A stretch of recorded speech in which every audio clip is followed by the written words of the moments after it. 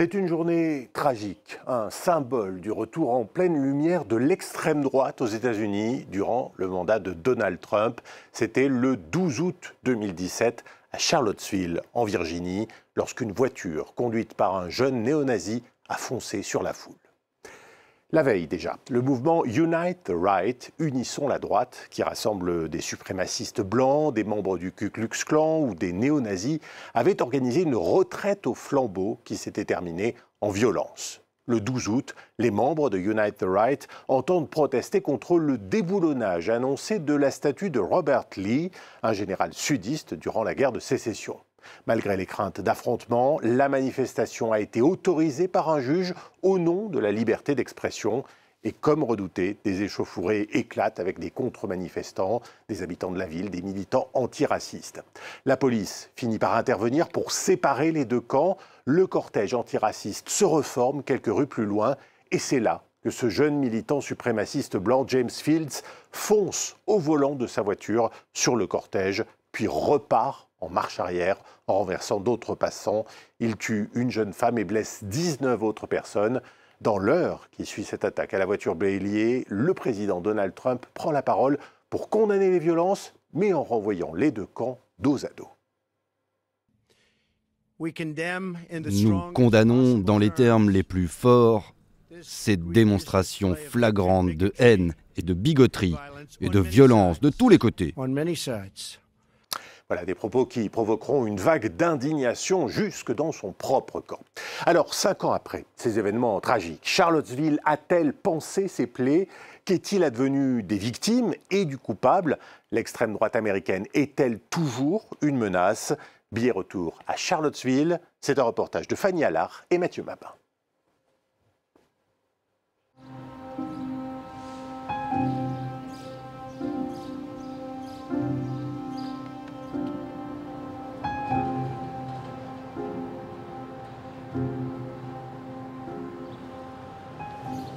Nous sommes à l'endroit où une voiture a foncé dans une foule pour tenter de commettre un massacre de masse et a réussi à assassiner une personne, ma fille, Heather Heyer.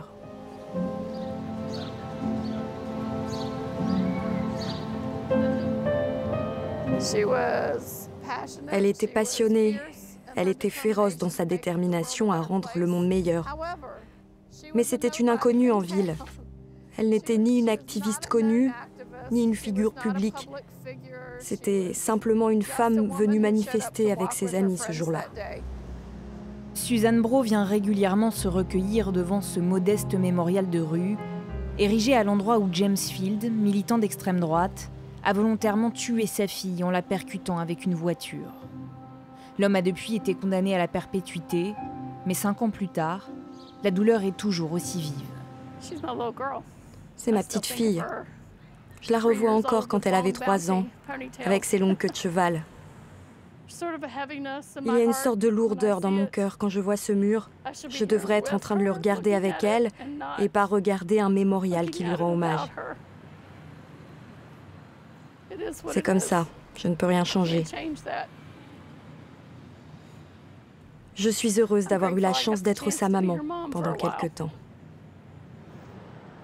Derrière cet acte meurtrier, Suzanne dénonce une idéologie de la haine et la peur de disparaître, cultivée par une partie de l'Amérique blanche. Il y a des forces qui travaillent à attiser la controverse, la haine et l'amertume, et qui sont persuadées que les gens comme moi exacerbent la victimisation et la haine et l'amertume à leur encontre. Mais moi, je ne dis pas qu'il faut détester les Blancs, pas du tout. Je dis qu'il faut travailler ensemble et arrêter de se détester pour trouver une solution pour tout le monde, mais cela passe par le dialogue. Cette attaque le 12 août 2017 a été qualifiée de terroriste par le ministère de la Justice américain. Elle est survenue quelques heures après le rassemblement de l'ultra-droite.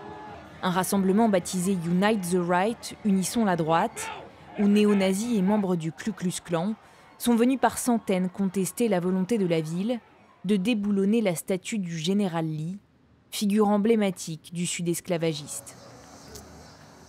L'horreur pèse encore lourdement sur cet endroit. La statue controversée a finalement été retirée en juillet 2021 et le parc a été renommé. Un premier pas. Jusque récemment, j'appelais cet endroit la porte de l'enfer. Nous nous tenons sur ce qu'il reste de la statue du général confédéré Robert E. Lee. C'est cette statue qui les a fait venir de tout le pays pour participer à ce rassemblement. Ils s'en prenaient aux Noirs, aux pauvres, aux Juifs. Et pourquoi ?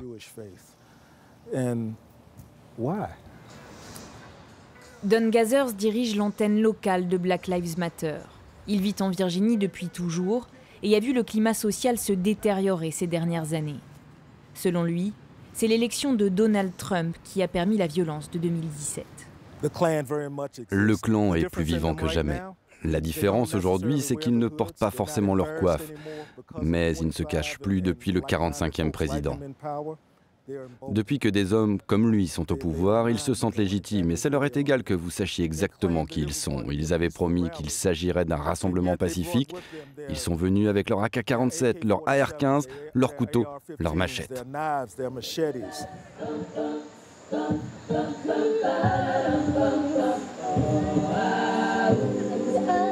La veille du rassemblement, les mêmes manifestants avaient déjà pris d'assaut le campus de la prestigieuse université de Virginie. Une première manifestation survenue de nuit, lors de laquelle les militants scandaient des slogans xénophobes. April Muniz se souvient avoir découvert avec horreur ces images rappelant les heures les plus sombres de l'histoire du pays. Hundreds of marchers carried torches and chanted before fights broke out near a statue of Thomas Jefferson. Quand je me suis réveillée ce matin du 12 août et que j'ai vu les images de la soirée filmées ici, ça a achevé de me convaincre de me rendre à la contre-manifestation pour être solidaire de ma communauté et être témoin de ce qui allait se passer, même si nous n'aurions jamais imaginé cela.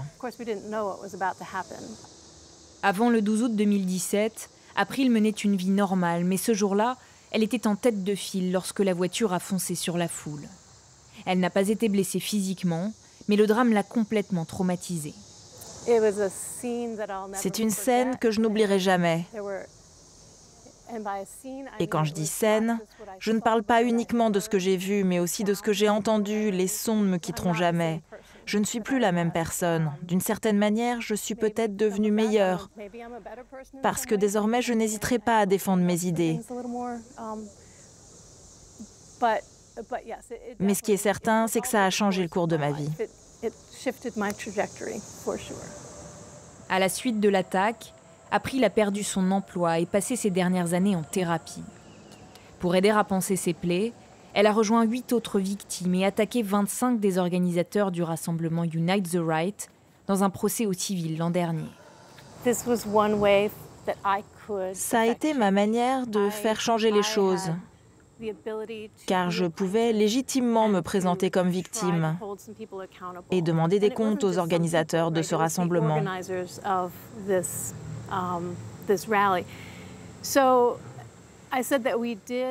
Et nous avons gagné notre procès. En théorie, ils nous doivent beaucoup d'argent, que nous ne verrons certainement jamais, parce qu'ils ne l'ont pas. Mais ça veut surtout dire, et c'est ce qui compte, qu'ils ne peuvent pas se procurer cet argent. Donc ça les empêche de se développer et de recruter. Parmi les inculpés, Richard Spencer, le fondateur du mouvement alt-right, l'extrême droite identitaire. Nous sommes allés le rencontrer à Boston et l'avons interrogé sur les propos antisémites entendus sur le campus de l'Université de Virginie. Le mot d'ordre était « Vous ne nous remplacerez pas », qui voulait dire « Nous défendons notre terre, nous ne prendrons pas d'immigration de masse ». Et puis c'est devenu « Les Juifs ne nous remplaceront pas ». C'est devenu plus violent et choquant. À l'époque, je m'accommodais de ce genre de discours parce que j'étais galvanisé par la puissance du mouvement et je me disais que nous étions des durs à cuire. Des discours fondamentalistes et une peur du grand remplacement au cœur des motivations de James Field, l'auteur de l'attaque à la voiture folle. Il avait tenté à plusieurs reprises de contacter Richard Spencer par les réseaux sociaux. Je crois que c'était quelqu'un qui me voyait comme un Hitler du XXIe siècle, comme une figure du mal, je ne sais pas. Je ne suis en tout cas absolument pas responsable de ce qu'il a fait. Même si, avec le recul, je considère que beaucoup de ces rassemblements auxquels j'ai participé et que parfois j'ai créés sont devenus incontrôlables et mènent droit au désespoir, à la fragmentation et même à la violence. Et je ne veux plus y être associé. À l'époque supporter de Donald Trump, Richard Spencer a voté Joe Biden en 2020. S'il semble avoir modéré son discours, ses convictions, elles, restent intactes. Est-ce que je suis un suprémaciste blanc? C'est un terme comme un autre. Je veux ce qu'il y a de mieux pour ceux qui descendent des Européens et je veux que la culture européenne prospère et triomphe. Après l'attaque du 12 août, l'alt-right s'est peu à peu délité, mais le discours nationaliste blanc existe toujours bel et bien. Charlottesville, petite ville de 48 000 habitants, n'a pas été choisie par hasard par l'ultra-droite. Nous sommes dans le sud américain, où la ségrégation faisait loi il y a encore 60 ans. Pour la communauté noire de la ville, la foi a été une manière de surmonter la haine.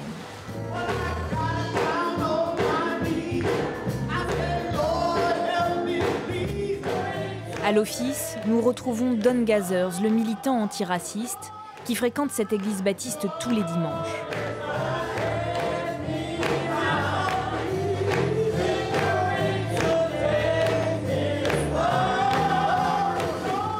Aux côtés du pasteur Jérôme Lee, Don œuvre depuis 5 ans pour combattre l'obscurantisme.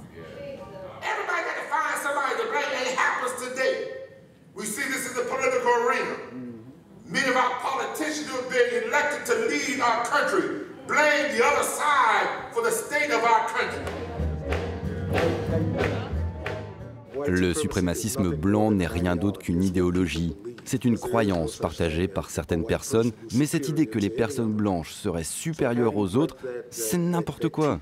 Ça leur a été enseigné et ils le croient. La question maintenant, c'est comment déconstruire cela? Comment changer cet état d'esprit? Je crois que c'est ça, le défi pour avancer. Il faut que nous nous battions. Nous ne pouvons pas faire les autruches et faire comme si rien ne s'était passé. Ces gens sont toujours là, ça ne veut pas dire qu'il faut être aux aguets, mais il faut se souvenir que ce n'est pas parce que c'est calme aujourd'hui que ça ne se reproduira pas demain. Peut-être pas de mon vivant, mais c'est pour cela qu'il faut se remémorer l'histoire.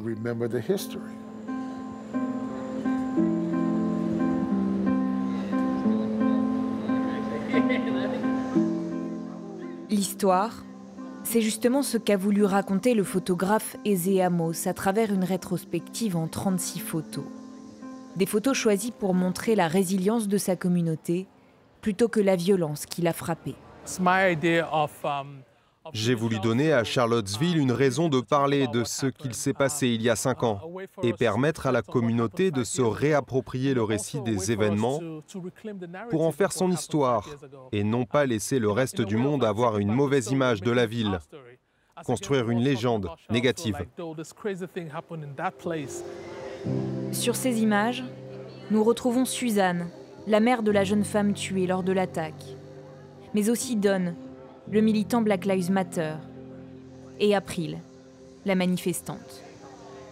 Eze ne connaît pas personnellement tous ces visages, mais derrière chacun d'eux, il y a un récit. Cette photo a été prise pendant un rassemblement de la communauté pour rendre hommage à Heather Heyer. Je m'en souviens comme si c'était hier. J'étais en train de prendre des photos. À un moment, j'ai regardé en haut de la rue et j'ai vu cette petite fille au visage bouleversé. C'est ce qui a attiré mon regard. C'est l'une des 10 photos de ce projet que je préfère. Dans les rues de Charlottesville, l'exposition interpelle les habitants. Beaucoup de choses ont changé, et pourtant si peu. Je comprends. Les gens doivent savoir et se souvenir de ce qu'il s'est passé. Il faut que nous continuions d'en parler. Pas de faux semblants. Pas de gêne. Parce que si ça vous met mal à l'aise, c'est bien qu'il y a un problème. Eze est d'origine nigériane. Il vit à Charlottesville depuis 14 ans et veut croire que le chaos de 2017 a amorcé le changement.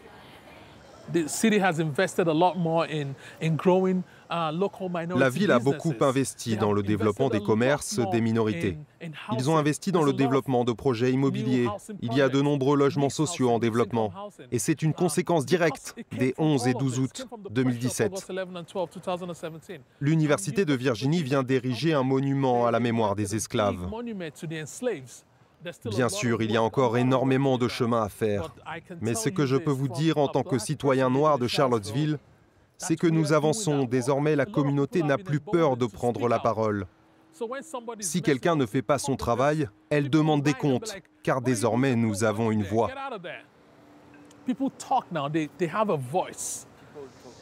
Depuis l'attaque de Charlottesville, 131 meurtres ont été perpétrés par des sympathisants du suprémacisme blanc aux États-Unis. Le gouvernement Biden a fait du terrorisme d'extrême droite une priorité de son mandat, mais la menace n'a jamais été aussi importante. Et voilà pour ce reportage à Charlottesville, un reportage que vous pourrez retrouver bien sûr sur france24.com. Je vous dis à très vite pour un nouveau numéro de Billet Retour.